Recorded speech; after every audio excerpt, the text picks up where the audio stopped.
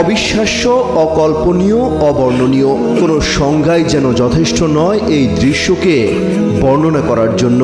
মৃত্যুকূপে পরিণত হওয়া গাজায় বিস্ফোরণের ধাক্কায় মানুষ আকাশে উড়ে যাওয়ার লোমহর্ষক দৃশ্য হতবাক করেছে গোটা বিশ্বকে।